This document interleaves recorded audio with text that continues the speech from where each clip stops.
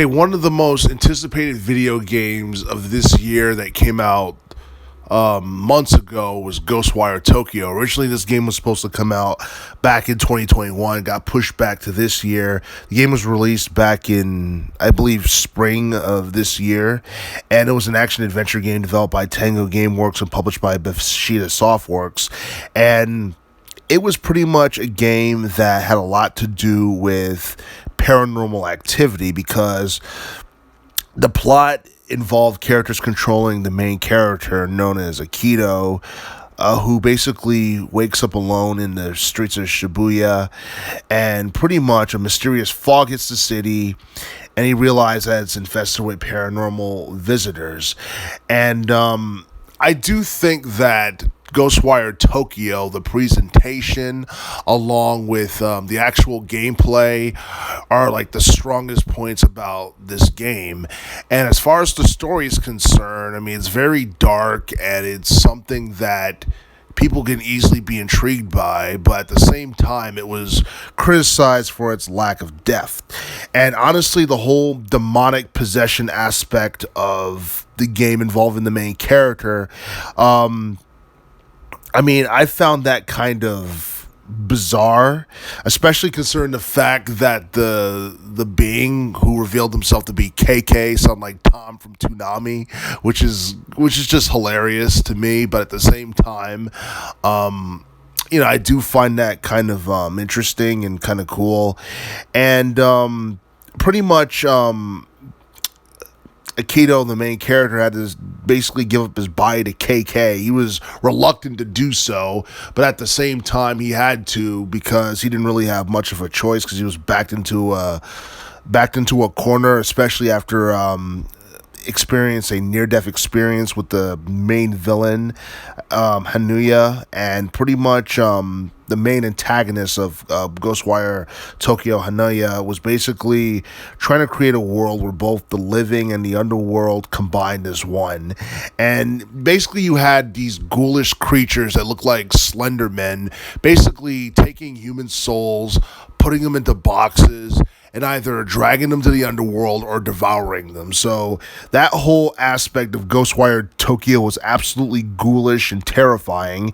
And there are some people who basically compared the way the game played to Cyberpunk in the sense where, like, you had the because, like, based on the way the HUD was, or the HUD was presented, and because of the neon lights and all that stuff, and the gameplay feels very similar to that of Dishonored, and I get Darkness vibes in this game because, the Darkness game from 2007 kind of had, like, something to do with the main character having, like dark powers and was using that for the greater good or what have you. So I kind of get that, in this game as well. One of the strong positives about this game was the fact that it had lightning quick loading times. Also, it was easy to learn. You look at the tutorial for this game, it basically walks you through in terms of what you have to do whenever you encounter an enemy, or how to, like, increase various stats, whether it be SP, where players have to absorb crystallized ether, or occurring XP, which will raise Akito's synergy level in terms of, basically being combined with KK and having those two kind of work together and all that stuff. And you have to defeat enemies to get your XP up and all that stuff. And I do feel that Ghostwire Tokyo is a game that, like, even though, like, the story is not really in depth, it's one that would capture the attention of casual gamers based on how it's presented and based on how easy it is to learn. I do feel that the developers could have did more to develop the story in this game, but I do feel that because, like, this is a standalone title, it's something that it can easily appeal to casuals. But the thing is, you look at how this game did in terms of sales following its release. I believe the game, like, since its release, hasn't even reached like 250,000 in terms of sales. I believe it reached like roughly over 10,000 in sales, and that's not good. And I think that's something that indicates that the game was probably a commercial failure. I'm not sure what that's due to. I think it could possibly be due to poor marketing, or the fact that it's a game that really, like, a lot of people cannot relate to, because in order for video games to be successful in this day and age, people have to be able to connect and relate to it in some way. And basically, like, I guess in terms of experience, or in terms of just, liking the main character, and in terms of like storytelling and all that stuff, I don't think Ghostwire Tokyo really does that. Not to say that the story is bad or anything like that. I just don't think it's a game that really connects with the casual audience, which is probably why it didn't do too well in sales, along with the fact that right now it's exclusive for the PlayStation 5 and Microsoft Windows, and everybody knows the PlayStation 5 is really expensive right now. And then there are people who are PC users, but at the same time, there are a lot of PC games out there that are super popular. And as far as PC gaming is concerned, it's really competitive. So I can see, Ghostwire Tokyo being overshadowed in terms of PC games and all that stuff, but I do feel that Ghostwire Tokyo, it's a game that, even though it's a commercial failure, it's a pretty solid action-adventure game, especially for someone who is looking for something intriguing and interesting and new, and someone who's kind of into the supernatural, and who's into like horror to some extent, because that's what this feels like.